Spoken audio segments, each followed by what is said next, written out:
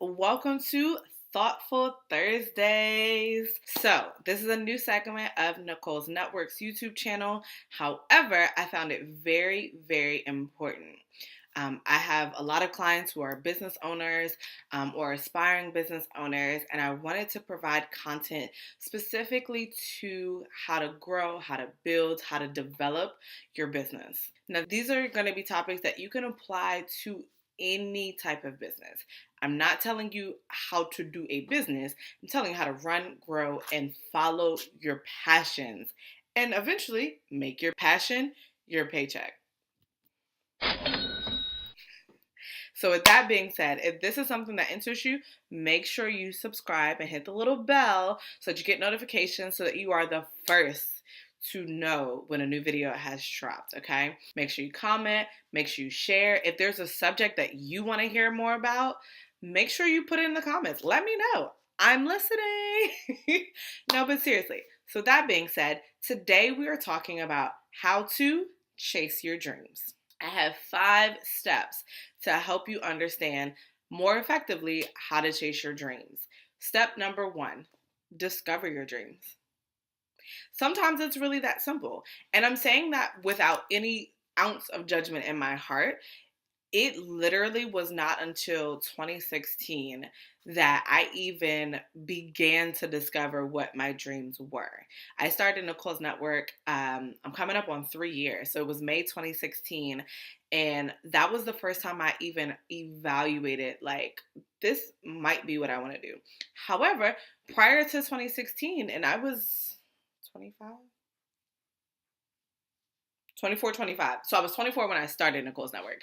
And prior to 24, I was searching and seeking and wanting and trying to figure out. I knew I wanted to be a business owner and I knew I wanted to touch lives. Just didn't know how, right? But you got to understand. So if I started Nicole's Network at 24, 23, and actually when I wrote the book, 23 and Finally Loving Me, I took a year to focusing on myself. I took a year to understanding who I was, what I wanted, what made me happy, who deserved to be in my life, who didn't deserve to be in my life, what baggage I needed to get through. So in order to discover your dreams, you have to have some alone time, and you have to intentionally go about it to make sure that you have the space to figure that out. It's okay if you don't know the answer. I know people in their 30s and 40s who still don't know what their dream is. Like, they have careers and they have jobs, but what's your dream, right?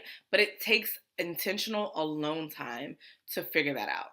So, step number 1, discover your dreams. Step number 2, stop being selfish. Crazy, right? But you have to stop being selfish because there is someone on this earth who needs your gift, and you being lazy or you taking your precious time to figure it out is selfish, because that person may need the very gift that you have. You never know what impact you can have on somebody else's life.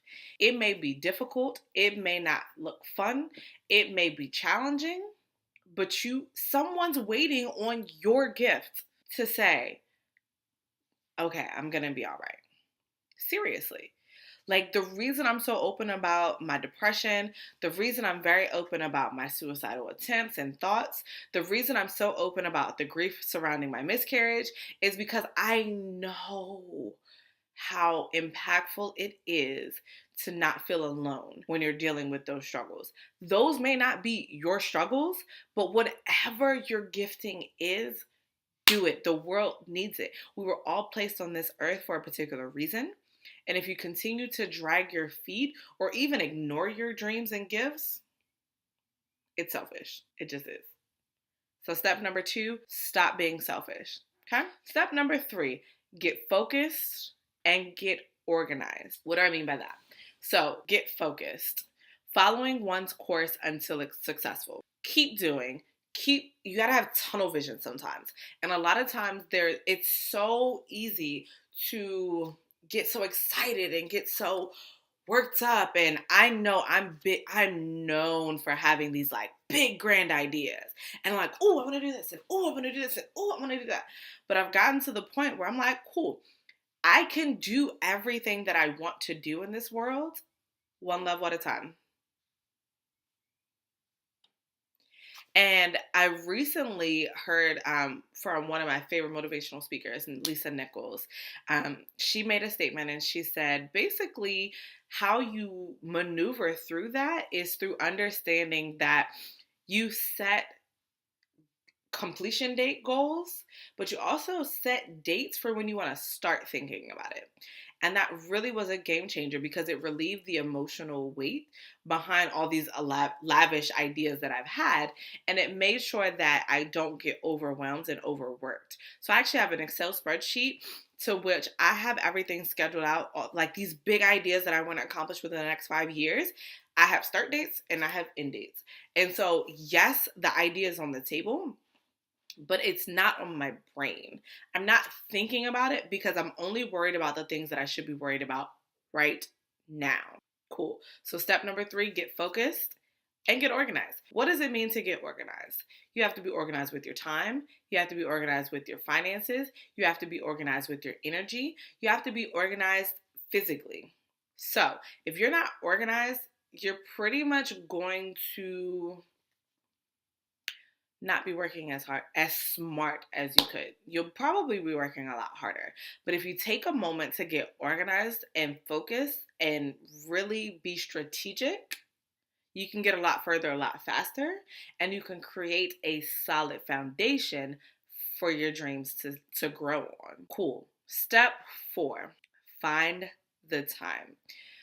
You have to understand that when you say, I don't have time, really what you're saying is, I don't value this task enough to find the time. It's really that simple. I'm not saying I don't say I don't have time, because there are some things where I do say it. But when I say it, I usually understand what I'm saying. And I'm understanding that this activity doesn't align with my goals, passions, or purpose. And so I'm bowing out gracefully. But if it's something you want, you'll find the time. If it's important to you, you'll find the time. It's just really that simple. I know too many people doing too many productive things in this world to really believe I don't have time is a valid excuse. I have friends who are doctors. I have friends who are lawyers. I have friends who are teachers. I have friends, business owners, and even with myself specifically, I work a full-time job.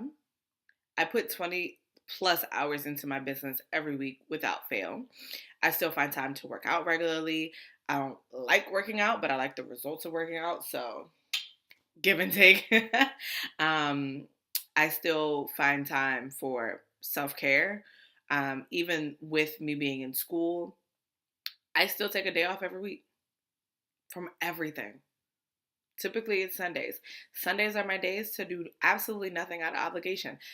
It's about being strategic with your time and understanding that those 15 minutes you have before it's time for you to leave, what could you be accomplishing in that time frame? Can you wake up earlier? Can you stay up a little later? Be strategic. Can you take your laptop and work during your lunch break? I do. Literally, every day I'm functioning and up and moving from about 5 a.m. until 10 p.m. Every day without fail. And it's all throughout the day. I'm being productive and I'm being strategic and I'm trying to understand, what can I be doing right now? What can I be doing right now? What can I accomplish right now? Where can I use my time wisely? I work during my lunch break. I work when I wake up early so that I can have breakfast, get my day started, and then get some work done before I leave. Sometimes it's 45 minutes, even an hour before I have to actually leave to go to work. I work during my lunch break, and then when I come home, I work. And then again, it's about balance, right? So I have that one day a week where I do absolutely nothing. So step number 4, find the time. Step number 5, just do it. Tony Robbins, motivational speaker. I love him. I don't know if he's my favorite, but he definitely is motivating to say the least. But he has a famous saying where he's like, change is 80% psychology and 20% mechanics. If you can understand the why you want to make a change, it doesn't matter how. In my opinion, I think we spend about 80% of the time trying to figure out the how and 20% of the time trying to figure out the why. Focus on the why and just do it. Like, you'll figure it out on the way. And if you don't know, Google knows. Okay, it's okay. Like, make that effort to grow and progress. And sometimes you just have to show up and then learn the lessons as you go. You're not going to be prepared for everything. Like, you can try your best to be prepared and be focused and be, perfect your craft, but there are still going to be things that happen as you go. Like that. It's okay, guys. It is okay. Cool. So, recap. Step number 1, discover your dreams. Step number 2, stop being selfish. Step number 3, get focused and organized. Step number 4, find the time. Step number 5, just do it. Like Nike, baby. All right, guys. Again, we are going to be having these conversations every Thursday. Make sure you subscribe so you get notifications when the new videos have posted. If there's a topic that you need better understanding of, or if you want to discuss, put it in the comments. I would love to hear your feedback. Okay, guys? So subscribe, share this video with someone who needs it. Like the video. Let me know if it's a good video. Thumbs up is how you let me know. And most importantly, subscribe. All right, guys.